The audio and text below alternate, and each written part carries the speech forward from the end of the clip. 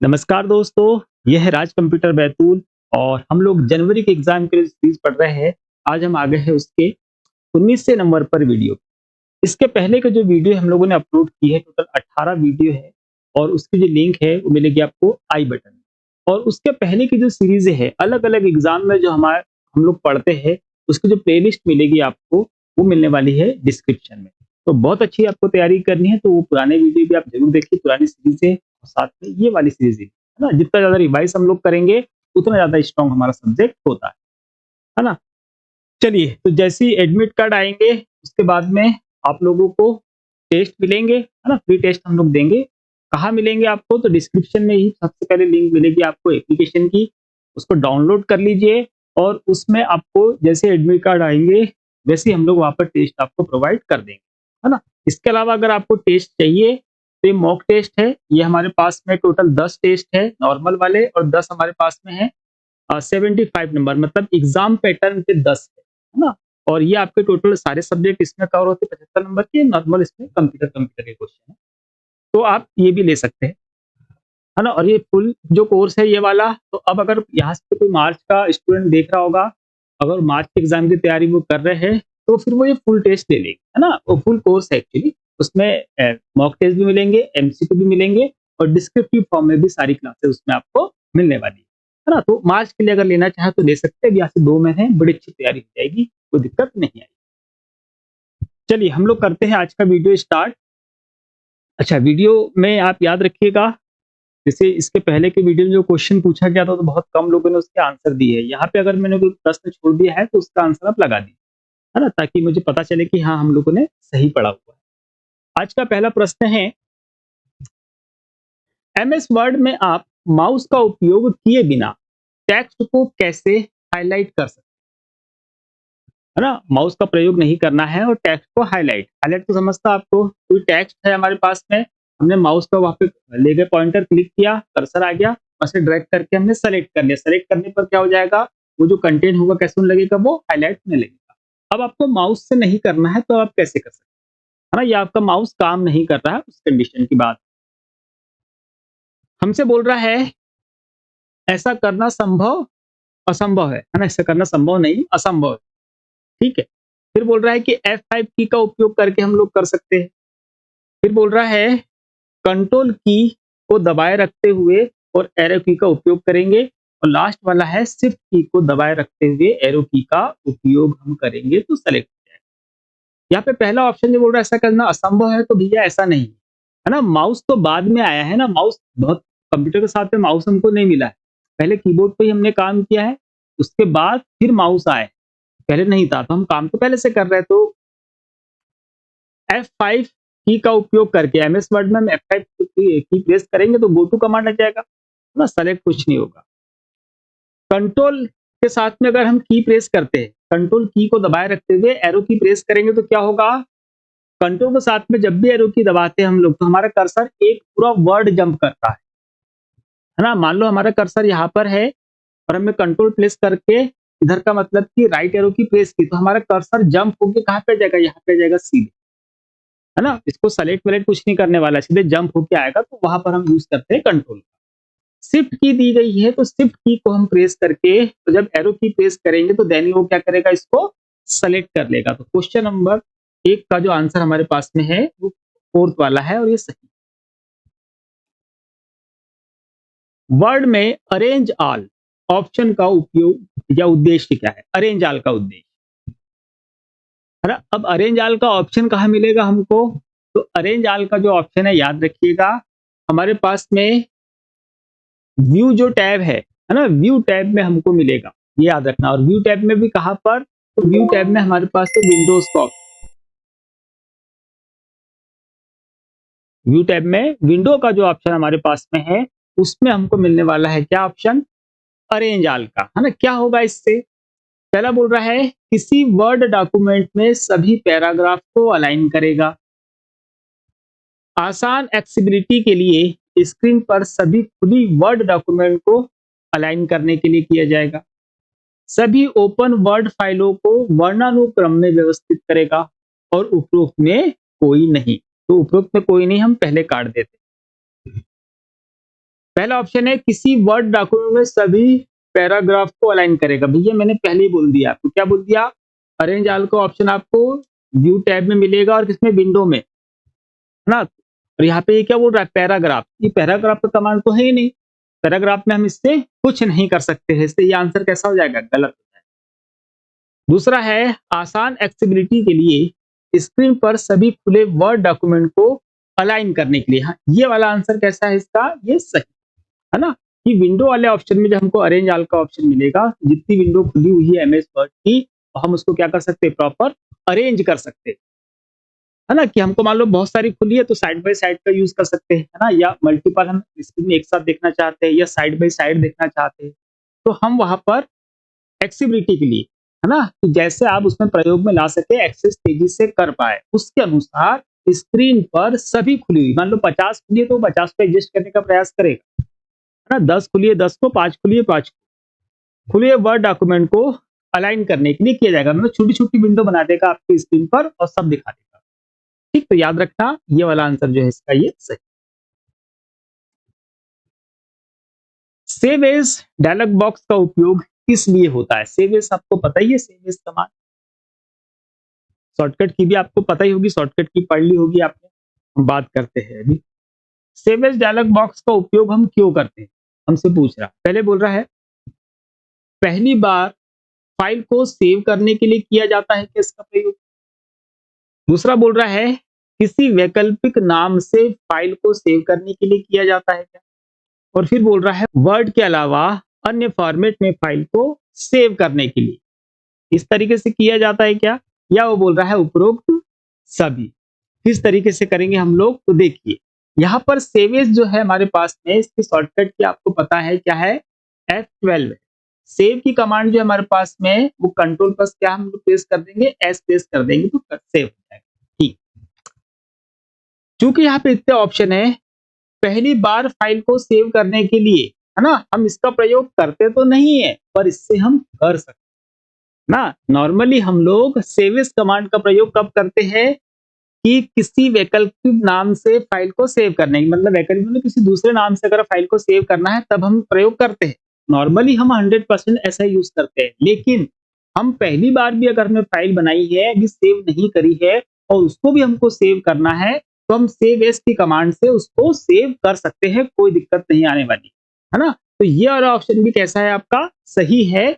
और ये वाला तो हम लोग करते हैं, ये भी सही है। थर्ड ऑप्शन पे जाते हैं, वर्ड के अलावा अन्य फॉर्मेट में फाइल को सेव करने के लिए। हाँ बिल्कुल, ये भी हम करते हैं, है ना, कि मान लो आपके पास वर्ड में आपने टाइप कर लिया, है ना, अब हमने उसमें हमने एडवांस यूज करके रखा है अगर एमएस वर्ड में, तो हम उसी एमएस वर्ड फाइल को सेव एज करके सेव एज पीडीएफ कर देंगे तो वो पीडीएफ में सेव हो जाएगी। ठीक है, वहां पर हमको पासवर्ड लगाने का भी ऑप्शन पूछ लेगा, आप लगा दीजिए पासवर्ड, पासवर्ड में कन्वर्ट हो जाएगा। ठीक है, तो इससे हम अलग अलग फॉर्मेट में हमको जितने ऑप्शन वहां दिए गए हैं उसमें अगर आप सेव करना चाहते हैं तो हम सेव एज का यूज करके वो भी कर सकते हैं, हम सेव का यूज करके भी ये ऑप्शन यूज कर सकते हैं। ठीक है, तो याद रखिए कि सेव एज वाला जो कमांड है इससे हम सेव भी कर सकते हैं, सेव एज भी कर सकते हैं, है ना, लेकिन कंट्रोल एज जो सेव का कमांड है उससे सिर्फ सेव होगा, सेव एज उससे नहीं होगा। इसके अलावा हम लोग वैकल्पिक नाम से भी सेव कर सकते हैं और किसी और फॉर्मेट में सेव करना है तब भी इसका प्रयोग करेंगे। तो ये इसका जो आंसर आने वाला है कौन सा? ऑल ऑफ, सभी के सभी, है ना, उपरोक्त सभी इसका राइट आंसर है। हाँ, यहाँ पर मैं एक चीज आपको बताने वाला था। देखिए एग्जाम में ऐसे जो प्रश्न आते हैं ये भ्रामक प्रश्न। भ्रामक प्रश्न कहने का मतलब ये है कि आपने प्रश्न पढ़ा, प्रश्न पढ़ने के बाद आपने सीधे ऑप्शन पे जाते हैं, ऑप्शन पढ़ते हैं और ये आपको पहले ऑप्शन, जैसे पहला अगर पहली बार इसको हम पढ़ते हैं तो ये आंसर हमको कैसा लगता है? ये गलत लगता है। इस पे आएंगे तो ये हमको सही लगता है, इस पे आएंगे तो फिर ये हमको फिर से गलत लगने लगता है ना। तो मोस्टली इसके आंसर जो लगने वाले हैं वो 2 पर ज्यादा लगने वाले, क्योंकि बिल्कुल ऐसा ही प्रयोग हम एक्चुअल रूप में करते हैं। लेकिन जब प्रश्न को हम पूरा पढ़े और पूरा समझते हैं तब हमको ये वाला आंसर मिलता है। ठीक है, और दूसरी चीज ऐसी कि जब भी ऐसे लंबी लंबी लाइनें रहती है तो उनको पढ़ना हमको पूरा है, उसको पढ़ने में हमारा समय भी जाता है, समझते हुए पढ़ना। बहुत बार हम पहले ऑप्शन सही रहता है उसको आंसर लगा के चले जाते हैं, हम ये देखते ही नहीं, है ना। मान लो यहाँ पर सही आंसर होता तो हम इसी को लगा के और फिर जल्दी से चले जाते हैं, ऐसा ना करो। है ना, प्रश्न समझ में आ गया आपको, उससे आपका उत्तर बन रहा है, उस पर समय दो, हम श्योर करके जाएंगे, एक नंबर मिलेगा पूरा श्योर करके जाएंगे कि हाँ ये नंबर हमारा है, तो उसको लिए पूरे हमको ऑप्शन पढ़ के फिर आंसर, ठीक है। चलिए अगला है, माइक्रोसॉफ्ट वर्ड में कंट्रोल आई चयन टेक्स्ट को इंडिगो रंग में रंग देगा, है ना, और इसे कंट्रोल बी करने पर ब्लू रंग में रंग देगा। ठीक है, एमएस वर्ड के लिए क्वेश्चन पूछ रहा है कि अगर कंट्रोल आई करेंगे तो इंडिगो रंग कर देगा, है ना, और कंट्रोल बी करेंगे तो ब्लू रंग कर देगा। तो ये ट्रू है या फॉल्स है, ये हमारा एग्जाम से पूछ रहा है। तो बताइए ट्रू होगा या फॉल्स होगा? बिल्कुल, ये कैसा होगा, ये फॉल्स होगा, है ना, क्यों? क्योंकि कंट्रोल आई से हम क्या करते हैं, इटैलिक, और कंट्रोल बी से हम करते हैं बोल्ड, है ना, कलर इससे नहीं होता है, कलर करने के लिए उसमें कोई ऑप्शन नहीं। अगला क्वेश्चन है, वर्ड प्रोसेसिंग में आप ऑड और इवन पत्रों के लिए अलग अलग हेडर फुटर सेट कर सकते हैं। ठीक है, अब हमको क्या बोल रहा है, ऑड और इवन, मतलब कि सम और विषम जो पेजेस होते हैं उस पर आपको अलग अलग क्या देना है, हेडर और अलग अलग फुटर देना है। तो हम ऐसा कर सकते हैं कि या नहीं कर सकते? हेडर फुटर आपने लगाए होंगे, हेडर फुटर जब भी हम किसी एक पेज पे लगाते हैं उसमें 100 पेज होंगे तो सब पर एक साथ अप्लाई हो जाता है ना, हाँ बिल्कुल। अब ये प्रश्न हमसे पूछ रहा है कि हमको अलग अलग चाहिए, भी ऑड पे अलग चाहिए, इवन पे अलग चाहिए, तो क्या ये संभव है या नहीं है, ये हमको बताना है। तो आप लोगों की जानकारी के लिए मैं बता दूं कि ऐसा संभव है ना। ये कैसा होने वाला है, ये ट्रू होने वाला है। हम अलग अलग पेज पर भी अलग अलग हेडर फुटर दे सकते हैं, और ऑड और इवन पेज पर अलग अलग हम दे सकते हैं। आपने बुक्स देखी होगी, है ना, बुक को, किसी भी बुक को ध्यान से देखिएगा, एक तरफ आपको दिखता है उसमें पेज का मतलब सब्जेक्ट का नाम वगैरह दिखेगा, तो बाकी जानकारी होती है, और एक तरफ में आप में सिर्फ जो बुक का नाम होता है वही दिखता है, एक तरफ लेसन का नाम है, एक तरफ बुक का नाम दिखता है, तो वो अलग अलग सेट किया जाता है ऑड और इवन के फॉर्मेट में। तो हम ऐसा बिल्कुल कर सकते हैं, कोई दिक्कत नहीं आएगी। ठीक, तो याद रखिए ये ट्रू है।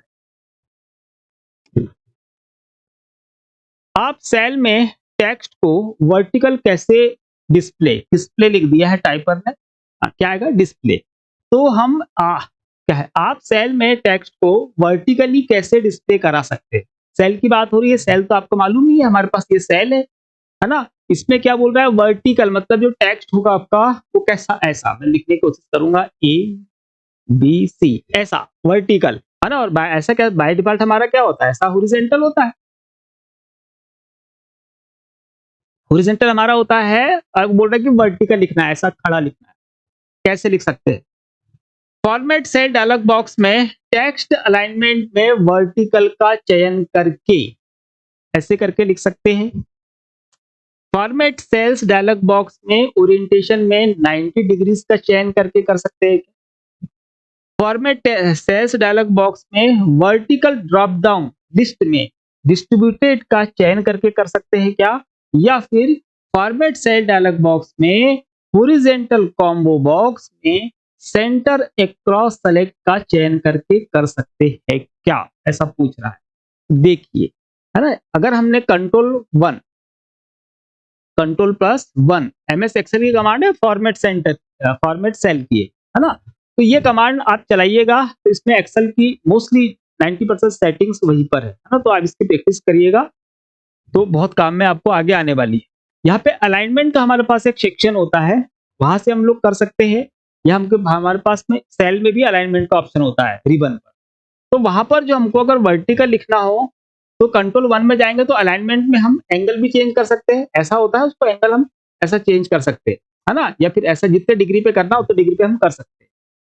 या फिर वहां पे सीधे सीधे ऑप्शन दिया रहता है हमको, कौन सा वाला हमारे पास दिया रहता है, फॉर्मेट सेल डायलॉग बॉक्स में, है ना, जो ओरिएंटेशन होता है कैसा, 90 डिग्री का चयन करें, है ना, 90 डिग्री वर्टिकल, 90 डिग्री हॉरिजॉन्टल, है ना, तो वहां पे हम क्या करेंगे, 90 डिग्री का चयन करेंगे, तो हमारा टेक्स्ट बाय डिफॉल्ट कैसा है, ऐसा है बाय डिफॉल्ट। जब हम इस पे 90 डिग्री का चयन करेंगे तो कैसा हो जाएगा, वो इस फॉर्मेट में लिखा जाएगा, है ना। तो कौन सा ऑप्शन मिलना है हमको वहां पर, ये वाला ऑप्शन मिलना है, बाकी ऑप्शन हमको वहां पर मिलने ही नहीं। ठीक है, चलिए इसको याद रखिए। चलिए अगला क्वेश्चन है, सेल रेफरेंस C4:C9 को एब्सोल्यूट सेल रेफरेंस में बदलने के लिए आप इसको इसके साथ एंटर करेंगे। अच्छा, देखिए ये बोल रहा है हमको यह नाम सेल एड्रेस है, इसको क्या एब्सोल्यूट बनाना है। हम लोगों ने कल की वीडियो में भी देखा है, मतलब इसके पहले का जो वीडियो आपने देखा होगा उसमें भी देखा होगा आपने कि वहां पर हम लोग बात करते हैं सापेक्ष एड्रेस का पूर्ण एड्रेस, है ना। सापेक्ष मतलब रिलेटिव एड्रेस, है ना, और पूर्ण मतलब एब्सोल्यूट एड्रेस। तो अगर हमको एब्सोल्यूट एड्रेस से बदलना है, दोनों में अंतर भी हम लोगों ने बात करी है। जैसे रिलेटिव होता है जब उस फॉर्मूले के साथ में लगा हुआ रहता है, और जब हम उसको नीचे किसी सेल में पेस्ट करते हैं तो रिलेटिव एड्रेस चेंज होते जाता है। लेकिन एब्सोल्यूट एड्रेस क्या होता है, वही का वही जो पहले हमने डाला हुआ है वही का वही सेल एड्रेस हमेशा वैसा का वैसा रहेगा, चेंज नहीं होगा, तो वो होता है एब्सोल्यूट। तो सीधे सीधे प्रश्न पूछ रहा है कि ये हमारे पास अभी कैसा है, अभी ये है रिलेटिव स्थिति में, इसको हमको एब्सोल्यूट में बदलना है। तो हम कैसे बदलेंगे, तो जाहिर सी बात हमने बात करी थी किसकी, कि डॉलर का साइन लगा देंगे। तो यहाँ पर C4 है और C9 है, दो एड्रेस हमारे पास में। तो यहाँ पर हमको इसको पूरे को करने का बोल रहा है, तो हम क्या करेंगे, हम लोग डॉलर का साइन लगाएंगे और फिर C लिखेंगे, तो कॉलम हमारा कैसा होगा, एब्सोल्यूट हो गया। फिर से हम डॉलर का साइन लगाएंगे और अब रो लिखेंगे, रो लिख दी हमने, है ना। अब हमारे पास जो कॉलन है हमने कॉलन लगाया, अब हमको ये लिखना है C9, तो पहले हमने क्या लगाया, डॉलर लगाया और C लिखा, फिर डॉलर लगाया हमने और फिर 9 लिख दिया। तो इस तरीके से ये जो एड्रेस बनता है, अब ये हो गया पूरा का पूरा एब्सोल्यूट हो गया, ये चेंज नहीं होगा, जैसा का वैसा रहेगा, है ना। तो ये कहाँ दिख रहा है आपको, ये हमारे पास यहाँ पर है, ये इसका राइट आंसर, है ना। यहाँ पे हम बात करेंगे तो यहाँ पे उसने रो रो को तो कर दिया है लेकिन कॉलम जो है छोड़ दिया, तो ये पूर्ण नहीं होगा, है ना। हमको कैसा चाहिए, उसको एब्सोल्यूट चाहिए पूरा का पूरा, तो ये पूरा ना होके सिर्फ रो रो हो रही, कॉलम चेंज हो जाए, तो ये इसका राइट आंसर होगा। एब्सोल्यूट सेल रेफरेंस हमेशा, अच्छा यहाँ पर एक चीज मैं आपको बता देता हूँ, ये वाला जो है ये हमारे पास में रिलेटिव का एग्जांपल हो गया। अब इसमें आधा किया आधा नहीं किया, ये कैसा हो गया, ये मिक्स हो गया, है ना। मिक्स हमारे पास में क्या हो गया, वो सेल एड्रेस हो गया, और ये वाला एब्सोल्यूट, रिलेटिव, मिक्स्ड और ये एब्सोल्यूट, ठीक है। तो ये एब्सोल्यूट हमको करना था, इसलिए ये सही है, मिक्स करना रहता तो ये सही हो जाता।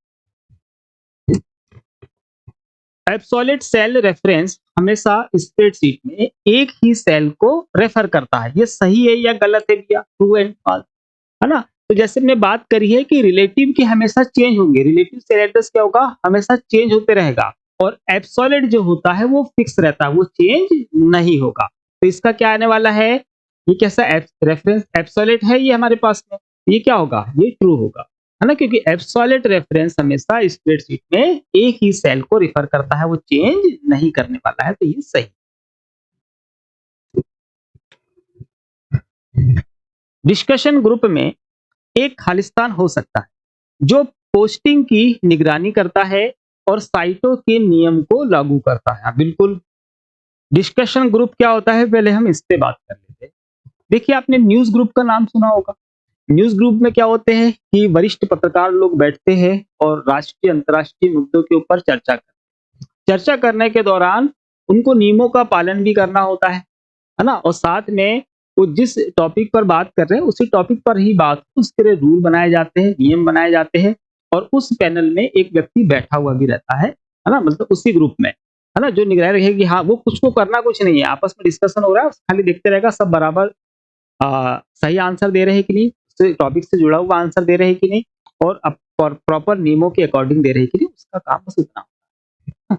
तो वो जो होता है कहाँ पे, वो जैसे आपने देखा तो ग्रुप का एडमिन होता है, तो हमारे ग्रुप का एडमिन तो उतना स्ट्रांग नहीं होता, पर यहाँ पर स्ट्रांग होता है ना। या फिर आपने वो देखा होगा, क्या देखा होगा आपने, आपने डिस्कशन देखा होगा, चैनल पे न्यूज डिस्कशन आता है और नेता वगैरह रहते हैं और वहां पर एंकर रहता है, तो एंकर का काम वहां पर क्या होता है ना, वही कि आपस में डिस्कशन कराने का काम है, बैठे रहना है और बीच बीच में बताते रहना है, और वो नियमों का हवाला देते रहना है ना, कि देखो आपके पास इतने समय, इतने शब्दों में खत्म करिए, है ना, या आपके पास बस 1 मिनट है, तो बस वही वाला का, है ना। हमारे पास में कहाँ पे है, ऑनलाइन प्लेटफॉर्म पे है। डिस्कशन ग्रुप जो होते हैं या न्यूज ग्रुप जो होते हैं, वहां पर ये लोग डिस्कस करते हैं, वहां पर एक व्यक्ति होता है, वो सारे काम को मैनेज करता है और सब नियमावली जो है उस पर काम करता है। उसे क्या कहते हैं, वो बोल रहा है जज कहते हैं, सीसोप कहते हैं, नरेटर कहते हैं और सेंसर कहते हैं, है ना। तो अब याद रखिएगा वैसे तो इसके लिए जो राइट वर्ड हमारे पास निकल के आता है वो मॉडरेट आता है ना, मॉडरेट रहता है जो ऐसी निगरानी करता है। लेकिन यहाँ पे मॉडरेट का जो समीप है हमारे पास में क्या है, ये है, क्या है, सीसोप। सीसोप दिख रहा है, इसका फुल फॉर्म बता देता हूँ आपको। क्या लिखा है, SYS, है ना, और क्या लिखा है, OP। सीसोप यही लिखा है ना। तो अब अगर मैं बोलूँ आपसे कि सिस्टम फाइल का एक्सटेंशन क्या होता था, आप बोलेंगे sys डॉट SYS, है ना। ये क्या है, सिस्टम, और ये क्या है, ऑपरेटर, है ना। क्या मीनिंग निकल रहा है उसका, सिस्टम ऑपरेटर। तो सिस्टम ऑपरेटर या यहाँ पर जो डिस्कस ग्रुप है, इसको जो ऑपरेट कर रहा है, मैनेज कर रहा है ना, नियमों के अनुसार उस ग्रुप को आगे बढ़ा रहा है, वो क्या कहलाएगा, आपका सीसोप कहलाएगा, है ना। बस उसको याद रख लेना। हाँ, तो यहाँ पे राइट आंसर यही है, नहीं बाकी नहीं है।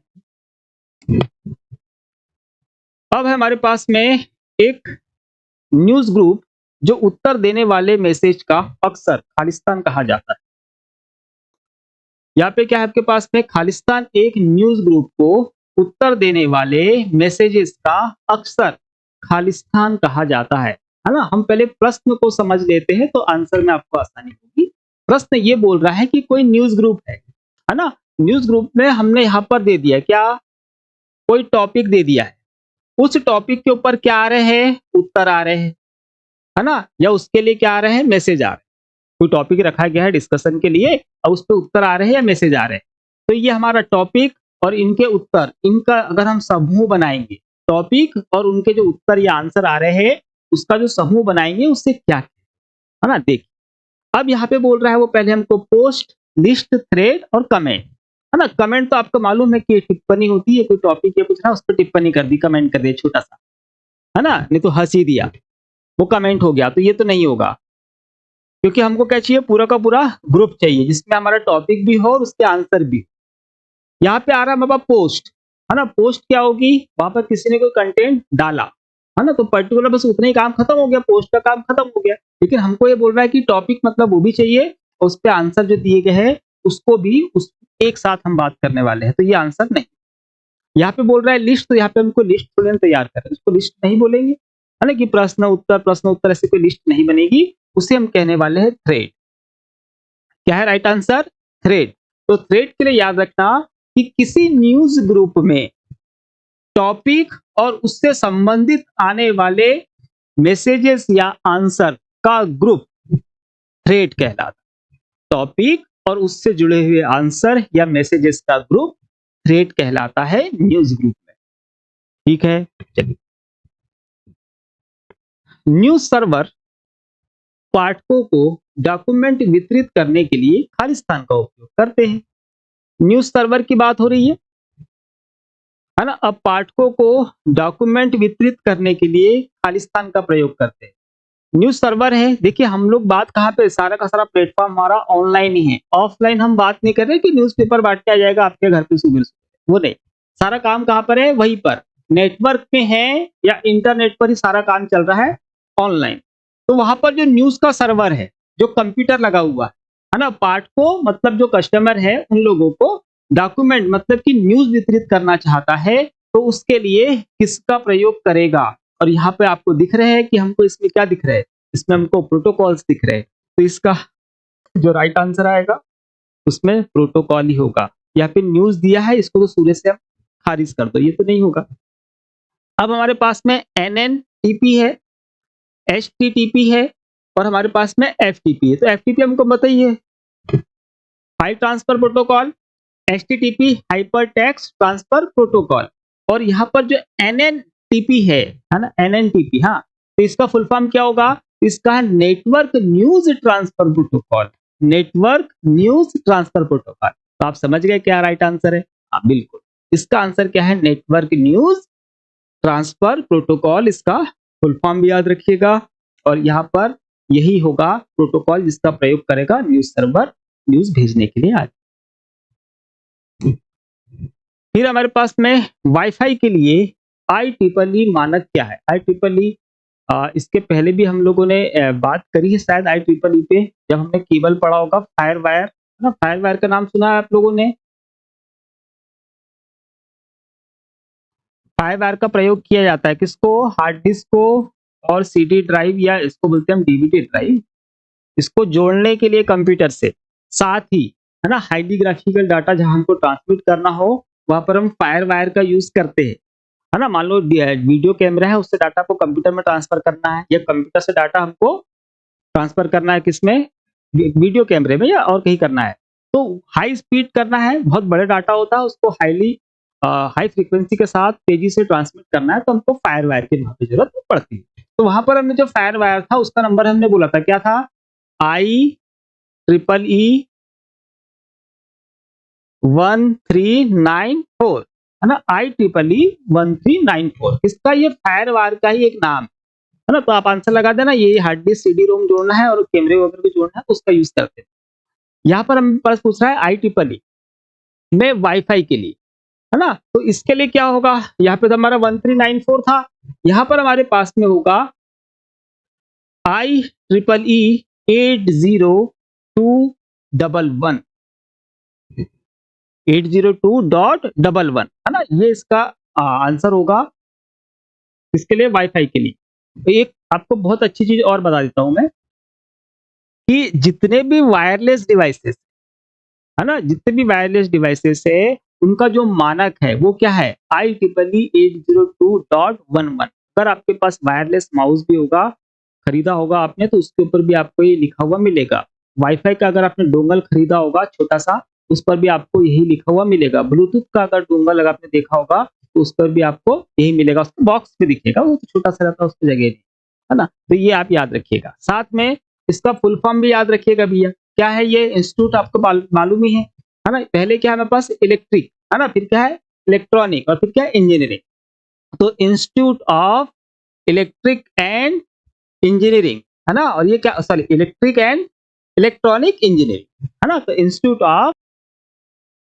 Of electric and electronic engineering, है ना। तो इंस्टीट्यूशन है, एक संस्था है जो इलेक्ट्रिक और इंजीनियरिंग के लिए क्या है, वो संस्था है, बस याद रखें, है ना। इलेक्ट्रिक वाले भी बनाएंगे भी वो, और इलेक्ट्रॉनिक वाले भी बनाएंगे, है ना, और इंजीनियरिंग संस्था है। तो इसको याद रखिएगा भाई, है ना, और ये इसका इसके लिए याद रखना, और ये फायर वायर इसके लिए याद। हाल ही हाल की फिल्मों में एनिमेशन प्रभाव बनाने के लिए अक्सर खालिस्तान का उपयोग किया जाता है, जो एग्जाम में पूछा गया।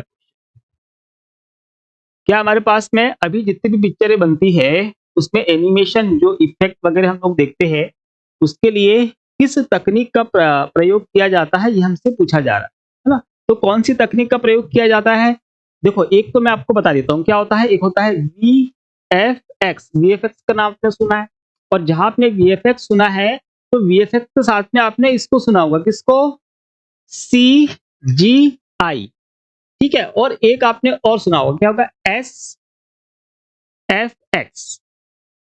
ठीक है। तो ये मोस्टली ये तीन हमारे पास यूज में आते हैं। सबसे ज्यादा जो यूज आते हैं हमारे पास में, पहले VFX आता था, ग्रीन स्क्रीन वाला देखा होगा आपने, वो VFX। आजकल क्या आता है, तो वो CGI आता है। दोनों में पहले तो अब इसके प्रश्न का राइट आंसर क्या आपके पास में, CGI ही याद रखना है। ये क्या है, कैड, कंप्यूटर एडेड डिजाइन है। ये JPG और JGE, है ना, ये फाइल एक्सटेंशन है, इसका हमको लेना देना नहीं, है ना। इसका राइट आंसर ये है, अभी ये यूज किया जा रहा है ना। यहाँ पर ये मैंने रखे है कि अगर अगली बार प्रश्न देगा तो इनको पूछेगा। तो ये क्या हमारे पास है, इसका फुल फॉर्म क्या होगा आपका, विजुअल इफेक्ट। विजुअल इफेक्ट हो गया, इसका फुल फॉर्म क्या होगा, तो कंप्यूटर जनरेटेड, है ना, कंप्यूटर जनरेटेड। और ये क्या है, इमेजनरी, कंप्यूटर जनरेटेड इमेजनरी, मतलब कि कंप्यूटर के माध्यम से इमेजिनेशन के का प्रयोग करके किसी व्यक्ति या किसी जीव जंतु का आकार बना देना। तो आप लोगों ने हॉलीवुड की मूवियां देखी होगी, वहां पर कोई व्यक्ति होता ही नहीं है ना, पर एनिमेशन इतना शानदार होता है कि वो एक्चुअल इंसान दिखता है, जैसा कि आजकल हम लोग इसमें यूज करते हैं, एनिमेशंस वगैरह देखते हैं। हमारे यहाँ की मूवीज में भी इस तरीके से CGI का प्रयोग अब किया जा रहा है ना, एक्चुअल रूप दिखता है ना। और हमारा AI अभी तो देख ही रहे हो आप, है ना, जो रिकॉग्नाइज कर रहा है फेस को लेकर कुछ भी बना दे रहा है ना। तो उसमें आपको क्या है, सिर्फ प्रॉम्प्ट लिखना होता है। प्रॉम्प्ट क्या होगा, कि आपने लाइनों में उसको लिख दिया कि भैया हमको एक ऐसा व्यक्ति का चेहरा बना दे जिसकी मूछें हो, जिसकी दाढ़ी हो, है ना, और वो गंजा हो, है ना, उसके सींग भी निकले हो, बस ऐसा लिख कर उसको दे दो। हमारा AI आपके सामने ऐसे एक व्यक्ति बनाकर दे देगा और बिल्कुल सजीव लगेगा, ठीक है। तो वो हम किससे करेंगे, CGI से। तो अभी किसका यूज हो रहा है, CGI का ही यूज हो रहा है, इसको आप याद रखिएगा, ठीक है। फुल फॉर्म याद रखिएगा। ये आपका क्या होगा, विजुअल इफेक्ट हो गया, ये हमारे पास में कंप्यूटर जनरेटेड इमेजनरी हो गई, ये हमारे पास में स्पेशल इफेक्ट हो गया, है ना, स्पेशल इफेक्ट। और ये बाकी इसके फुल फॉर्म मैंने बता दी है, तो इसको आप याद कर लीजिएगा, एग्जाम में आएगा तो आंसर बन जाएगा, है ना। चलिए, इंटरनेट खालिस्तान की एक प्रणाली। इंटरनेट खालिस्तान की प्रणाली मतलब किसकी प्रणाली है भैया? सॉफ्टवेयर है, वेब पेज है, वेबसाइट है, या इंटरकनेक्टेड नेटवर्क का? तो अगर हम थोड़ा सा भी जोर देंगे, इंटरनेट का पूरा नाम क्या होता है? इंटरनेशनल नेटवर्क, है ना। और शुरुआत में क्या है हमारे पास में? Interconnected network. ठीक है, तो इंटरकनेक्टेड मतलब आपस में जुड़े हुए कंप्यूटरों का नेटवर्क क्या कहलाएगा? इंटरनेट कहलाएगा, या इंटरकनेक्टेड नेटवर्क कहलाएगा, बस और कुछ नहीं। सॉफ्टवेयर आपको पता है, वेब पेज आपको पता है, वेबसाइट भी पता है, अच्छा पढ़ लिया। एमएस पावर पॉइंट 2019 के टैब में संबंधित कमांड के समूह को प्रदर्शित करने के लिए निम्न में से किसका उपयोग किया जाता है ना। बहुत अच्छा प्रश्न है, इजी प्रश्न है ना। एमएस पावर पॉइंट की बात कर रहा है 2019 के लिए, टैब में संबंधित कमांड के समूह को प्रदर्शित करने के लिए इनमें से किसका प्रयोग करता है। पहले मैं प्रश्न की बात कर ले। प्रश्न ये बोल रहा है कि एमएस पावर पॉइंट है 2019 का, उसमें हमारे पास में टैब होती है, उन टैब के जो टूल्स होते हैं वो हमको कहाँ दिखेंगे, बस, है ना। तो चाहे हमारे पास में पावर पॉइंट हो, चाहे वर्ड हो या एक्सेल हो, और ये हमारे पास में लेटेस्ट जितने भी 7 का हो, 10 का हो, 13 को हो, 16, 21, 24, 19, 365 किसी की भी बात करें, है ना, क्या होगा उसका आंसर? उसका आंसर हमेशा होने वाला है रिबन, क्योंकि टैब के टूल्स हमको कहाँ मिलते हैं? रिबन पर ही मिलते हैं, है ना। और टैब स्वयं खुद रिबन पर होती है, तो उसके टूल्स भी तो वही दिखेंगे। ये राइट आंसर। हिस्टोग्राम ग्राफ में खालिस्तान अक्ष द्वारा निर्धारित अंतराल के भीतर मानों के होने की संख्या को दर्शाया जाए। चलिए, इसके आंसर देखने से पहले हम प्रश्न इसकी बात कर लेते हैं। हमारे पास में क्या है? हिस्टोग्राम। ये क्या ग्राफ है ना। तो हिस्टोग्राम ग्राफ जो होता है, अगर हम लोगों ने बात देखा होगा किसको, मैं यहाँ पे पहले ये बना देता हूँ ना। जैसे मान लो हमारे पास में एक कॉलम चार्ट आप लोगों ने देखा होगा, ये कॉलम हो गया। इसके अलावा हमारे पास में एक और चार्ट होता है, वो कैसा होता है? बार चार्ट होता है ना। तो बार चार्ट में कैसा होगा? इस तरीके से बनता है। चलिए, हो गया। तो यहाँ पर भी क्या है, हम लोग आयतों का ये ऐसे क्या बनते हैं? ये आयत बनते हैं, है ना। आयतों का इस्तेमाल कर रहे हैं, बार्स का यूज कर रहे हैं, है ना। तो यहाँ पर अगर वर्टिकल होंगे तो हमारे पास में कॉलम चार्ट होगा, हॉरिजॉन्टल आएंगे तो क्या हो गया? बार चार्ट हो गया, है ना। इसमें हम डाटा शो करते हैं। यहाँ पर बात हो रही है हिस्टोग्राम की। तो हिस्टोग्राम ना होता है इनके जैसे ही, बस थोड़ा सा अंतर क्या है कि जब हिस्टोग्राम का हम चार्ट बनाते हैं तो इसमें हम बनाते हैं क्या? ये जो आयत बनाएंगे हम लोग, तो हमने ये बनाया एक, है ना, दूसरा फिर ये बन गया, ये बन गया हमारा तीसरा, और ये बन गया चौथा। अंतर दिख रहा है? हाँ देखो, चाहे बार चार्ट हम बनाए या कॉलम चार्ट बनाए, इसमें जब हम वैल्यूज दिखाते हैं तो जो आयत बनते हैं वो दूर दूर होते हैं। गैप दिख रहा है आपको यहाँ पर भी, यहाँ पर भी। लेकिन हिस्टोग्राम में उसी चीज को कैसे रहता है? बिल्कुल चिपके हुए रहते, उसमें गैप नहीं होता है। तो ये हमारे पास हिस्टोग्राम है ना। और कैसे बनेगा? ऐसी आयतों का प्रयोग करते हैं जैसे बार और कॉलम चार्ट करते हैं। क्लियर? अभी हम प्रश्न पढ़ते हैं। हिस्टोग्राम ग्राफ में अक्ष द्वारा निर्धारित अंतराल के भीतर मानों के होने की संख्या को दर्शाया जाता है। कहां पर दर्शाया जाएगा? अब ये बोल रहा है हमको एक्स अक्ष, वाई अक्ष, डिसेंट और बैकग्राउंड, है ना। तो हमको मालूम है कि हम एक्स और वाई की ही बात करते हैं। तो हमारे पास में एक्स कौन सा है? तो एक्स हमारे पास में ये है भैया, नीचे वाला। और ये कौन सा है हमारे पास में? वाई, है ना। यहाँ पर भी क्या होगा? ये वाई है, ये एक्स है, ये वाई है और ये एक्स। ठीक है। अब जो वैल्यूज हमको मिलती है कि कहाँ कम और कहाँ ज्यादा, क्या बोल रहा है? निर्धारित अंतराल के भीतर मानों की होने की संख्या, है ना। अंतराल मतलब कि समय के दौरान मान कम ज्यादा होते हैं, वो कहाँ दिखते हैं? तो हम अगर बात करेंगे इसमें, इसका आंसर, इसके लिए प्रश्न पूछता, इसका आंसर क्या आता? वाई। इसके लिए पूछता तो इसका आंसर क्या आता? एक्स। अब ये हमसे पूछ रहा है इसके लिए, तो ये हमारे पास ऐसे लंबवत है, वर्टिकल, ये भी वर्टिकल लंबवत है, तो इसका आंसर क्या है? वाई। तो यही वाई इसका। यही से हमको पता चलेगा कि इस अंतराल के बाद क्या क्या वैल्यूज आती है ना, और प्रश्न का आंसर भी कौन सा होगा, यही। चलिए अगला प्रश्न है, एमएस वर्ड 2019 में निम्नलिखित में से कौन सा मेल मर्ज प्रक्रिया के लिए एक अवैध डाटा सोर्स है ना, मतलब ऐसा डाटा सोर्स जो काम में नहीं आएगा। कहाँ की बात कर रहे हैं, मेल मर्ज के लिए। मेल मर्ज में हमारा डेटा होता क्या है, तो मेल मर्ज में जो डेटा होता है, जब हमको मेल भेजना होता है तो हम बहुत सारे लोगों को भेजते हैं, तो बहुत सारे लोगों को भेजने के लिए हमको बहुत सारे लोगों का डेटा चाहिए, मतलब कि उनका नाम, ईमेल एड्रेस, मोबाइल नंबर, तो ये जो कहानी है इसी को हम बोलते हैं डेटा। तो मेल मर्ज में हम हमारा मतलब किसी को मेल अगर हमको भेजना है, तो वो जो डेटा है हम कहाँ से एक्सेस कर सकते हैं, कहाँ से एक्सेस नहीं कर सकते हैं, ये प्रश्न पूछ रहा है। ठीक है, हमको बोल रहा है एमएस एक्सेस का डाटा हम यूज कर सकते हैं क्या इसमें, तो हाँ हम कर सकते हैं, है ना, क्योंकि उसमें डाटा कैसा होता है, इस तरीके से रो और कॉलम में ही व्यवस्थित होता है, किसमें, एक्सेस में भी, तो ये हम ले सकते हैं, यहाँ पर इंसर्ट कराएंगे आ जाएगा। हमसे बोल रहा है स्प्रेडशीट से ले सकते हैं क्या, एक्सेल से, तो उसमें भी डाटा कैसा होता है, इस रूप में आता है, तो बिल्कुल हम उसका भी डाटा ले सकते हैं। हमको बोल रहा है आउटलुक कंटेंट लिस्ट, तो आउटलुक की जो कॉन्टेक्ट लिस्ट होती है वो कैसी होती है, वो ऐसी ही होती है, प्रॉपर लिस्टिंग होती है, तो इसको भी हम ले सकते हैं।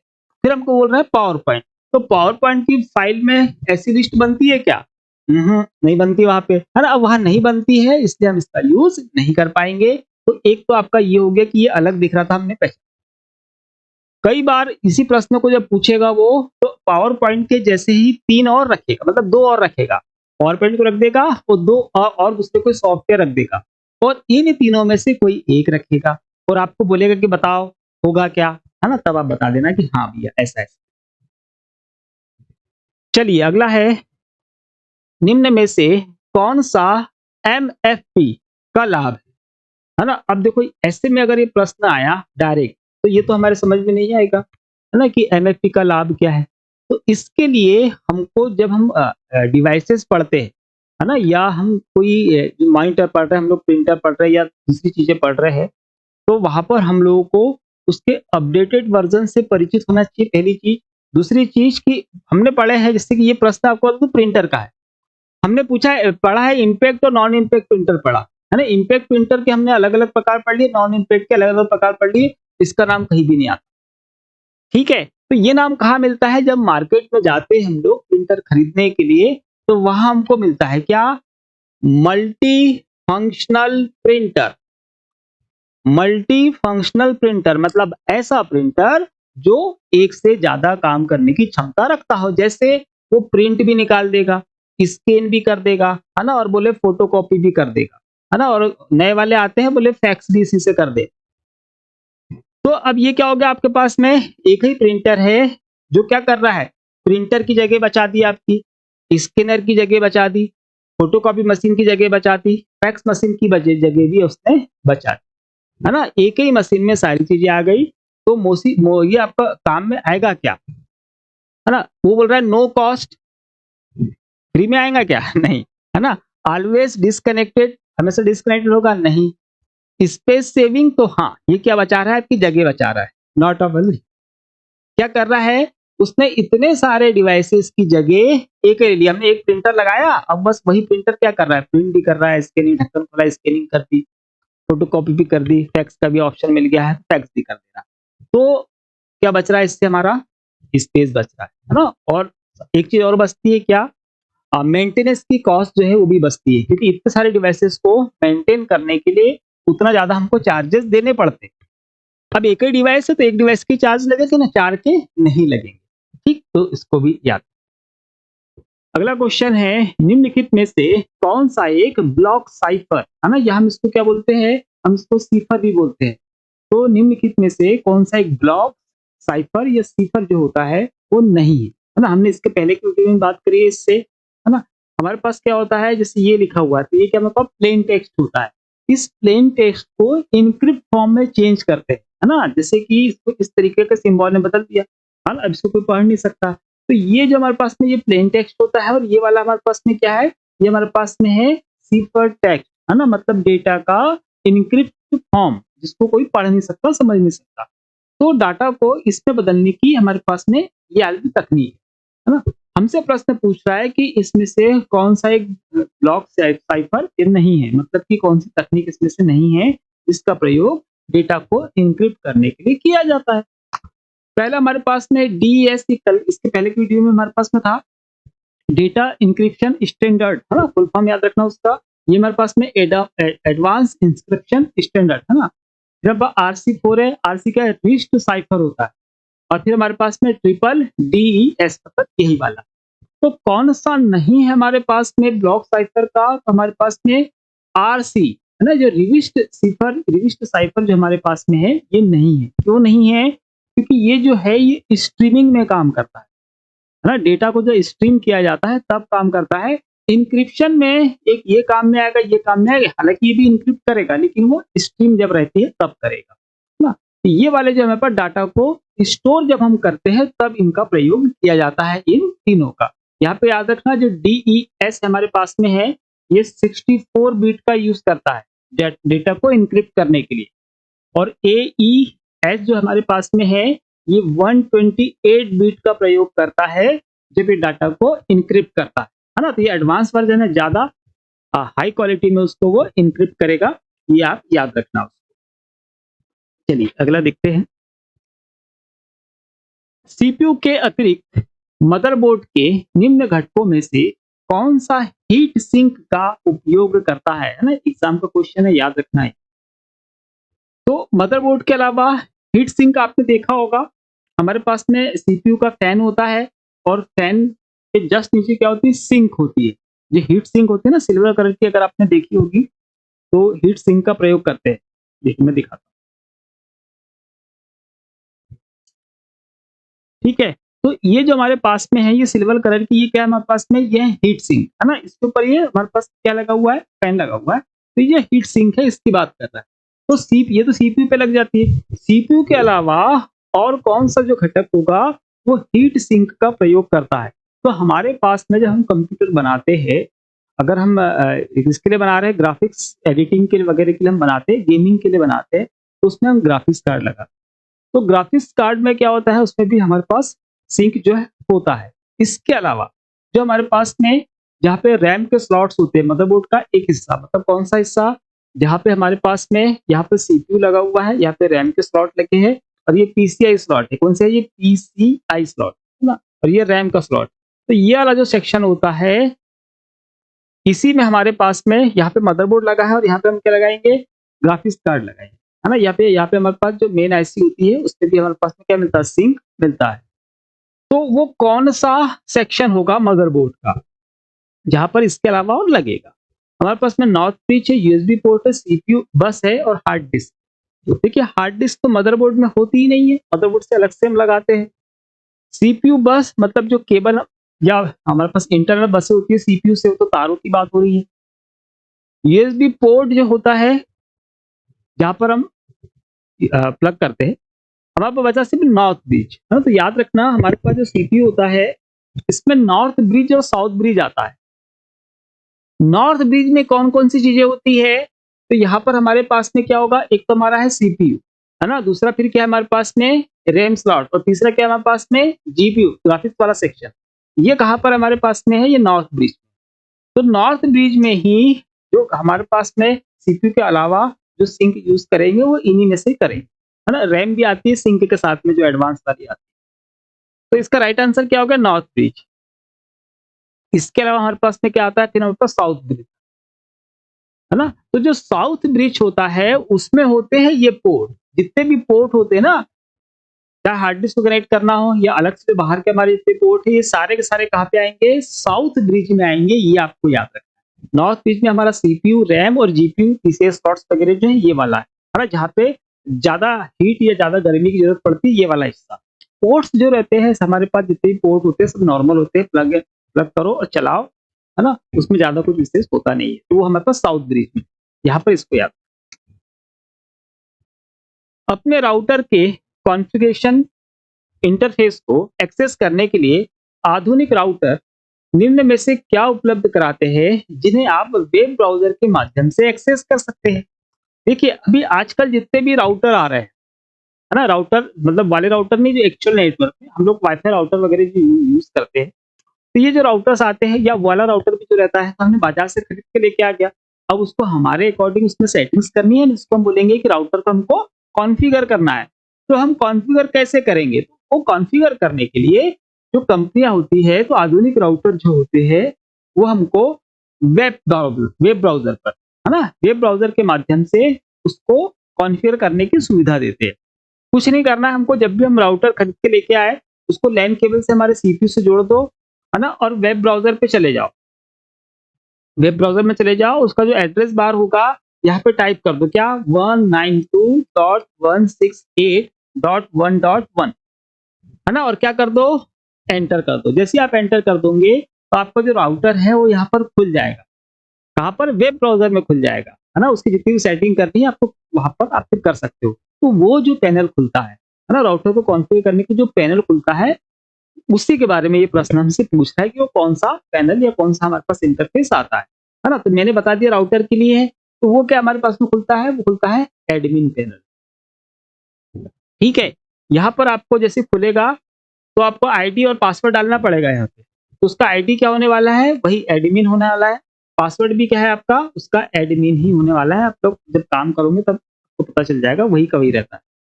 एडमिन पैनल खुल गया। अब एडमिन पैनल के माध्यम से फिर हम उसके सेटिंग्स में पासवर्ड लगाना है या उसके खुद के आपको हॉटस्पॉट क्रिएट करने हैं, अब सारा कुछ वहाँ से कर सकते हैं। ठीक है?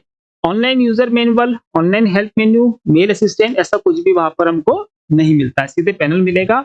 अब उसकी सेटिंग कर दीजिए, नाम वगैरह सब चेंज कर। आपके द्वारा चुनी गई इंटरनेट सेवा का प्रकार इस बात पर निर्भर करेगा कि कौन सी या कौन सा आपके क्षेत्र में सेवा प्रदान करता है या करती है। ठीक है? आपको इंटरनेट की सेवा चाहिए, तो इंटरनेट की सेवा कौन देगा हमको? हमको देगा आईएसपी। तो आपके इंटरनेट की सेवा किस पे डिपेंड करेंगे? आपके आईएसपी पे डिपेंड करेगी, है ना? तो आईएसपी का फुल फॉर्म भी बस पूछ रहा है, वो क्या होता है? आईएसपी यहाँ पे हमको लिख देना है। हमारे क्षेत्र का क्या होगा? ISP, internet service provider, internet service provider. तो आपकी इंटरनेट सेवा कैसी होगी, ये आपके आईएसपी पे निर्भर करती है। इसीलिए तो हम लोग कभी जियो का यूज कर रहे हैं, कभी बीएसएनएल और कभी एयरटेल का यूज कर रहे हैं। तो अलग-अलग कंपनी हमारे यूजर्स के हिसाब से ही चूज करते हैं, है ना?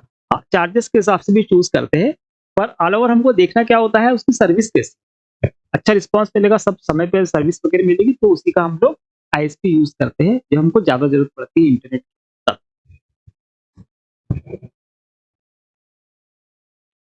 डेटा विजुअलाइजेशन खालिस्तान को संदर्भित करता है ना? मतलब डेटा के जो विजुअल्स होते हैं वो खालिस्तान को संदर्भित करेगा, हमको पूरा पढ़ना पड़ेगा।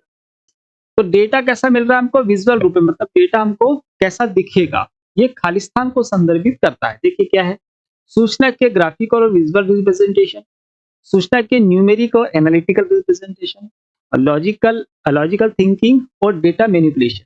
देखिए डाटा का विजुअलाइजेशन कैसे दिखेगा हमको? जो सूचना होगी उसके ग्राफिकल या विजुअल रिप्रेजेंट अगर हमको कर रही है, उसी से हमको डेटा क्या होने वाला है? दिखने वाला है, उस तरीके से दिखने वाला है ना? तो जितना अच्छा हमारा रिप्रेजेंट होगा, उतनी अच्छा वो डाटा दिखेगा, भले चाहे कॉम्प्लिकेटेड क्यों ना हो, पर अगर अच्छा दिख रहा है तो समझ में जल्दी आ जाएगा। यहाँ पर ये बोल रहा है डेटा मैनिपुलेशन। तो डेटा मैनिपुलेशन हम लोग कहाँ पढ़ते हैं? डेटा मैनिपुलेशन हम लोग पढ़ते हैं जब हम डेटाबेस की यूनिट पढ़ते हैं उसके अंदर। तो मैनिपुलेशन मतलब क्या होता है? डेटा को एडिट करना, डेटा को डिलीट करना, नई एंट्री डालना, है ना? डेटा को अपडेट करना। तो वहां पर हम बोलते हैं डेटा मैनिपुलेशन, उसको ये आपको याद रखना पड़ेगा। ठीक है? लॉजिक थिंकिंग नहीं होती हमारे पास में, है ना? और सूचना के न्यूमेरिक और एनालिटिकल रिप्रेजेंटेशन, ये हमारे पास अगर न्यूमेरिक डाटा है वहां की बात होगी, है ना? यहाँ पे अगर हम विजुअलाइजेशन की बात करें डेटा की, तो उसका आंसर किसमें आएगा? ग्राफिक्स में ही आएगा, ग्राफिकल में ही आएगा, है ना? तो ये राइट आंसर। अगला प्रश्न है, प्रोग्राम इंस्ट्रक्शन को डिकोड करने का काम निम्न में से किसके द्वारा किया जाता है? ठीक है? तो प्रोग्राम इंस्ट्रक्शन हमारे पास में है, इनको डिकोड करना है। इंस्ट्रक्शन मतलब जो कंप्यूटर को निर्देश दिए गए हैं, तो हमने कंप्यूटर को निर्देश दिया ऐसा, फिर वो बाइनरी कोड में बट गया ऐसा, है ना? तो ये जो कोड होगा, है ना? इसको कंप्यूटर की भाषा में कौन एक्सप्लेन करेगा? मतलब सीपीयू को कौन एक्सप्लेन करके देगा या कौन डिकोड करके देगा कि वास्तव में करना क्या है ना? तो याद रखना, जब भी हम इनपुट डिवाइसेस से कमांड देते हैं कंप्यूटर, तो इनपुट डिवाइसेस जैसे कीबोर्ड और माउस हो गया। कीबोर्ड से हमने कुछ टाइप किया तो कीबोर्ड ही हमारे द्वारा दिए गए निर्देशों को क्या करेगा, बाइनरी कोड में बदलेगा, है ना। फिर कहाँ सेव करेगा उसको, कीबोर्ड बफर में। वहां से सीधे कहा जाएगा वो सीपीयू के रजिस्टर। वहां पर हमारे पास में क्या होगा, वहां पर हमारे पास में होगी कंट्रोल यूनिट, है ना। तो कंट्रोल यूनिट वो जो कोड उसको मिले हैं उसको डिकोड करके और फिर कंप्यूटर को देगा, तब कंप्यूटर को पता चलेगा कि वास्तव में करना क्या है ना। तो याद रखना कि हमारे पास में जो इनपुट डिवाइसेस होती है वही हमारे द्वारा दिए गए निर्देशों को बाइनरी कोड में बदलती है, और वो उन बाइनरी कोड को डिकोड, है ना, मतलब उनसे क्या काम लेना है, वो काम किसका है, कंट्रोल यूनिट का है। कंट्रोल यूनिट कहाँ पे होता है, सीपीयू के अंदर, ठीक है। डिकोड कर दिया, फिर सीपीयू क्या है, तो फिर वहां पे या तो एएलयू करेगा, अरिथमेटिक लॉजिक यूनिट, है ना, अंकगणितीय तार्किक गणना कौन करेगा, ये करेगा, है ना। या और कुछ करना होगा तो फिर वो सीपीयू के ऊपर है। रजिस्टर क्या है, तो उसकी कैश मेमोरी, जहां जाकर ये कोड जो होंगे ये सेव, है ना। और रैम कैसी है, तो रैम हम बाहर से यूज करते हैं, सीपीयू के अंदर वो नहीं। तो इसका आंसर क्या आने वाला है, कंट्रोल यूनिट। मतलब कंप्यूटर को जो भी निर्देश दिए जाते हैं उनके कोड्स की व्याख्या कौन करता है, सीपीयू के लिए वो करता है कंट्रोल यूनिट। चलिए, तो ये हो गए आज के वीडियो, इसके बारे में हमने बात कर ली है, तो आप लोग देख लीजिएगा। मार्क्स पहले इसको ले लेना, है ना। चलिए, तो ये हमारे 19 नंबर का वीडियो हो गया, है ना। हम कल फिर आएंगे नए वीडियो के साथ में। आप लोग अच्छे से तैयारी करते रहिए और पढ़ते रहिए, ठीक। चलिए, तो अच्छे प्रश्न लेके आएंगे और ज्यादा डीप में कोशिश करेंगे समझाने की। आप लोग अच्छे से तैयारी करते रहिए। जैसे एडमिट कार्ड आपको मिलते हैं वैसे आप मान के चलिए कि नेक्स्ट डे आपको जो टेस्ट है वो कहाँ मिलेंगे, एप्लीकेशन पे। तो एप्लीकेशन आपके पास एटलीस्ट डाउनलोड होनी चाहिए, तो वहाँ पे आपको टेस्ट सीरीज जो फ्री वाली मिलेगी वो लगा सकते हैं, ठीक है। तो चलिए, हम मिलते हैं अगले वीडियो में, तब तक के लिए जय हिंद।